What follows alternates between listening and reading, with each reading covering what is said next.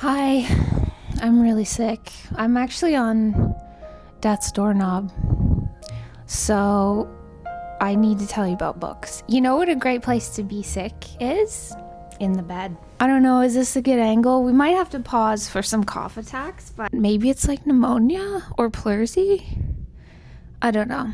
But if the end is nigh and I am dying and have to clock out soon, first, I want to talk to you about a book I just finished. Also, you might be wondering, who's this gorgeous gentleman? Well, I'm so glad you asked. This is Spa 2. This beautiful guy is the first gift that my baby nephew ever picked out himself for me, Aunt Gobby. And his mom was like, "Are you sure? Like, this, that seems very large. Like, I don't know that really goes with like Gobby's aesthetics. Like, that's a big member of the house." And he was like, "That one, that is the one." She was like, "Well, maybe we could look at other sizes." And he was like, "That one, that is the one." And he was so right. Obviously, he named him because he has a dog named Spot, a stuffed dog. So this is Spot 2. He's a really good heavy dog. Like, he's got some heft. There's like beanbag in here or something. Anyway, he's here to listen and talk about books too. And let's just get into it. I really feel like I would be good at being an old-timey Victorian bedridden person. Like, also Secret Garden sick kid in bed guy. There's a lot of stuff that is not appealing about that time, like the lack of indoor plumbing, and basically everyone stunk, like you can tell. But a lot of people, women especially, seem to just like always be in bed, and that's a nice life to me, though I know you gotta get out and gotta live life. But what greater place to read than bed? It's where I do most of my reading. Other than sleeping, it's like the best thing you could do in bed. Don't go there. Clean it up.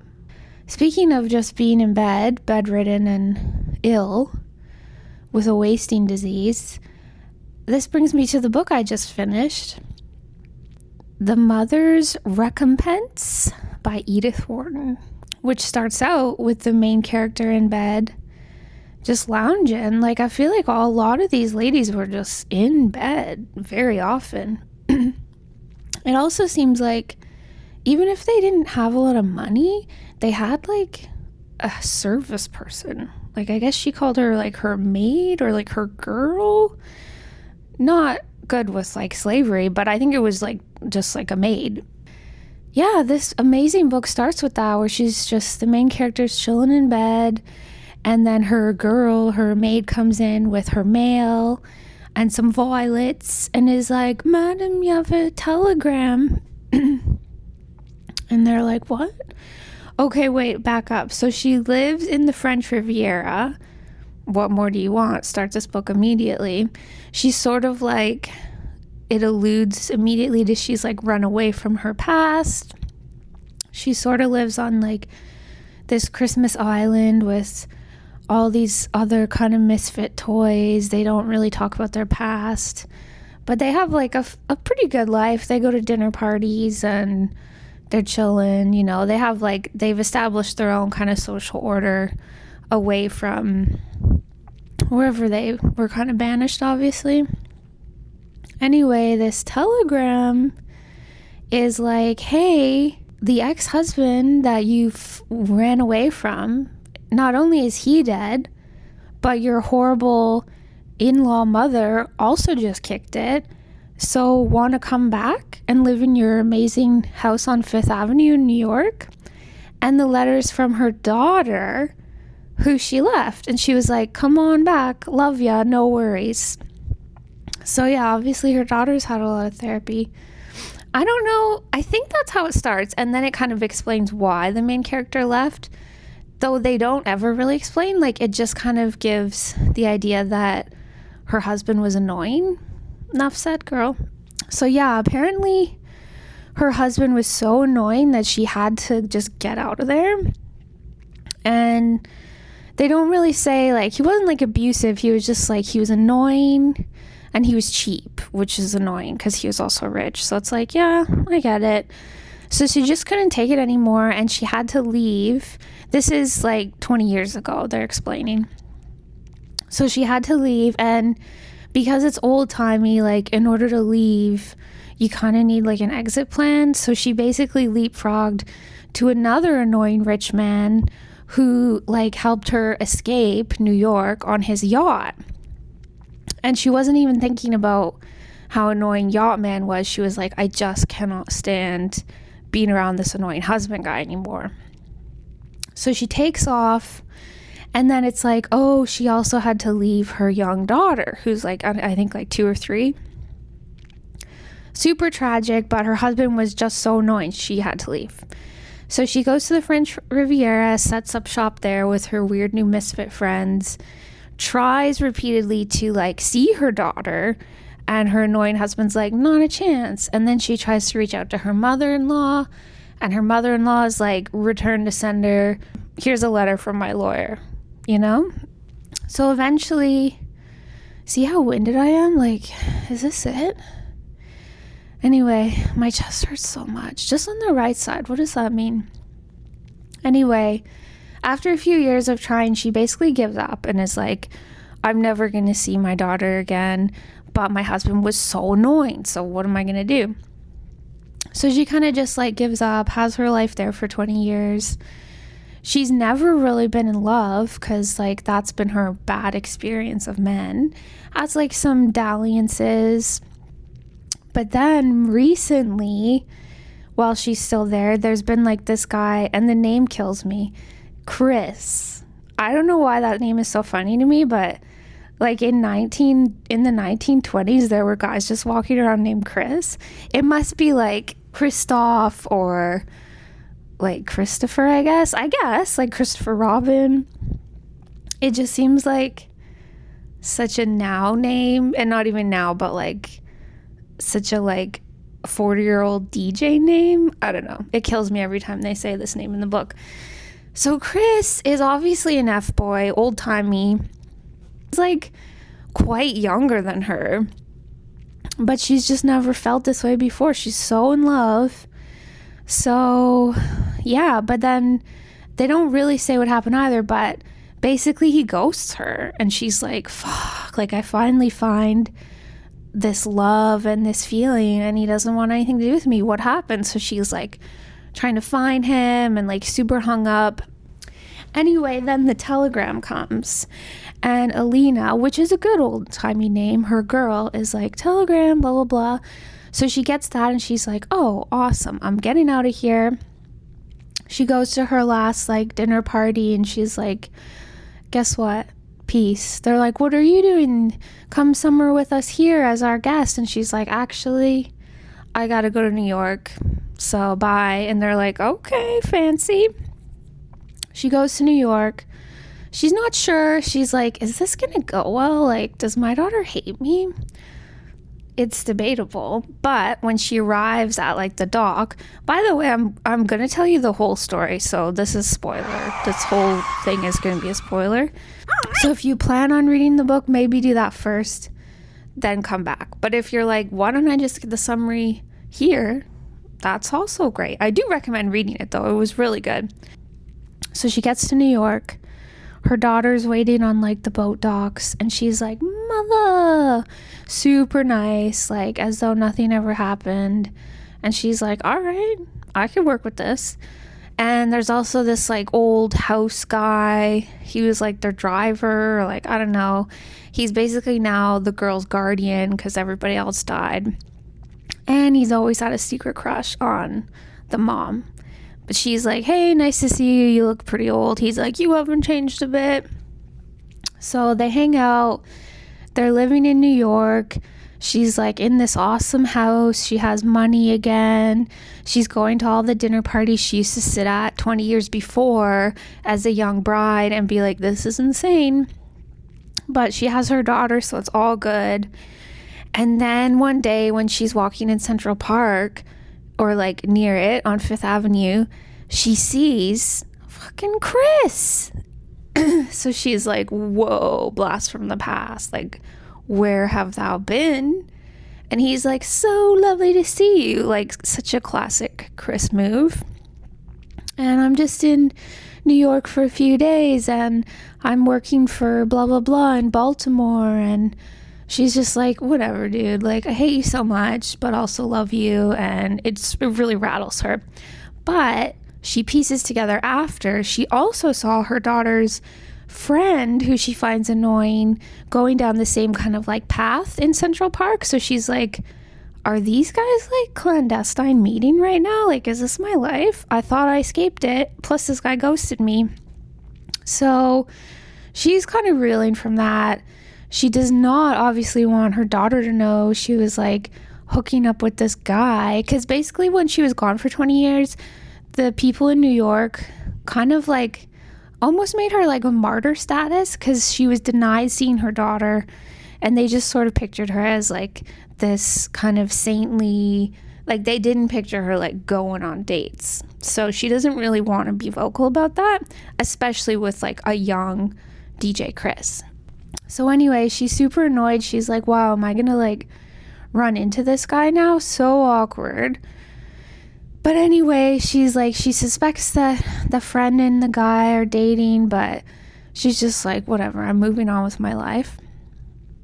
And then basically the whole plot of the book, which they get to kind of like a quarter of the way in, is that it's not the friend that's in love with this guy. It's the daughter. Oh, I don't even know if there's a term for that. But yeah, she's like, what? That's crazy. Also, I feel like that's a crazy premise in 1920. Like, how was this book not flying off the shelves? I think it was. Like, I'll get into how great Edith Wharton is after, but so now she's like, what? And her daughter's like, I love him, I'm so happy, and we're gonna get married? And she's like, no. Basically, she's like, she starts going around saying like, this is a bad guy, you cannot be with this guy. DJing is not a promising career. And they're like, why is he bad? And she's like, no reason. And then her daughter's like crying and so sad, and she's like, mother, please tell me why. And she's like, I don't know, he just is bad. So she even goes to him and like tells him off and is like, you cannot do this. If you do this, I'll tell her myself. And they basically kind of play like a game of chicken. And then she's like, it goes back and forth for a while, and she's like, she's losing it. And she has to be like fake happy, and everyone accepts this guy, and they're like, it's gonna be great. And even though maybe he was bad in his past, like he was young when you said you knew him then, she's not giving details. Anyway, on the day of her wedding, the mother's like, well, I guess I gotta like go with this because I don't want to lose my daughter for a second time, but also, how is this happening? She even like almost tells a priest, and then she's like, a friend of mine, and he's like, that's pretty bad, you should tell your friend to tell her. Anyway, she doesn't. So they go to the church, and oh, what? Chris isn't there. And the mother's like, yes, I won. And then, oh, what? He does show. They get married, and then I don't even know what happens. Oh yeah, around that time, she gives in to like the driver guy, this nice like salt of the earth old man guy who's actually the same age as her. And she's like, I guess like you love me, let's just be together. And he's like, oh, it would be my honor. And she's like, this is so sad. So after the wedding, she's super sad. She goes to her, she's engaged to be married to this driver guy now. And she like gets the impression that the guy understands the secret. So she's like crying and she feels so seen. And then the guy's like, wait, what? And she's like, like, and he's like, what? So he didn't actually know, but then he has to piece it together. And she's like, oh no, like she's so ashamed. He's like, oh my, like he's processing. But then guess what? He loves her anyway, still wants to marry her. She's like, that is so nice. Gotta go. And he's like, I'll see you tomorrow morning. She's like, yeah, afternoon. Then she goes back home and she's like, hey, A-line, pack the bags, book the steamer. We're out of here. She's like, madam, what? Like, what? And she's like, do it. So then they go. And basically it's like, it ends with the mother being like, she wanted to preserve that perfect love and acceptance that the guy showed her, but didn't end up being with him. So then she just like gets back into her Riviera life. She sort of appreciates the characters there, and that's it. So yeah, I'm not doing the story justice. I find when I read old-timey books like this, I am blown away that I can even read any of it. Like that the English makes sense and also the themes make sense and hold my interest. This happened to me when I read Little Women finally a few years ago, and that's like over 100 years old. And I was like, what? Like, it's like someone from the past is talking to you. Like, how would I ever have talked to this person before or heard their innermost thoughts? Like, it's so cool to me. And then the book I'm currently reading actually touches on that because it flips between, I think, like 2013 and 100 years in the future. And this guy in the future, they have a department where they're like studying literature from the last like 500 years, and they use a lot of like cloud data and correspondence to piece things together. It's very interesting. But that book talks about that theme in that it's kind of remarkable that English hasn't really changed that much over like hundreds of years. And they said also Arabic and Chinese. And then they were positing that maybe it's because it has such a foundation that nothing really evolves from that. It's just like we say it this way because we've always said it this way. Anyway, I thought it was fascinating, that idea. And so I'm extra impressed when an old-timey book like this is not boring. It's awesome.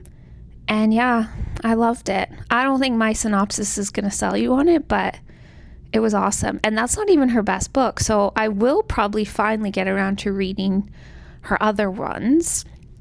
I also was just researching her, and she's amazing. She wrote 40 novels, 80 short stories. She wasn't even allowed to read novels till she got married. Sorry? She was the first woman to win a Pulitzer Prize for fiction. Incredible. So I'm really out of breath now, but I hope you enjoyed that. Thanks, Batu. If you want a theme, I guess that's the book I just finished. And then I'm currently reading that one. I'm also reading Eurotrash, which is kind of like, it's a downer, but it's interesting.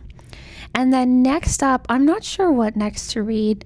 I have a lot of books, book of the month books I should get through. There's one that's about like a publishing house. That sounds kind of interesting. I have one here, I think. This one I got in Victoria. I'm trying to finish. This, I feel like, is the closest thing to when people are hating on like the edgelord genre and the nihilist, because I'm like, I did read one of these stories somewhere else in a literary magazine. Some are good, but this I understand, where I'm like, this is not redeeming. This is kind of just sad. But no, I don't know yet. I don't know if I like it yet. Anyway, that's it. Hope you have a nice day. Hope you're not coughing. Thanks for watching. Do you have anything to say, Spatu? He kind of looks like Snoopy, which is awesome. Bye. Thank you. Have a nice day.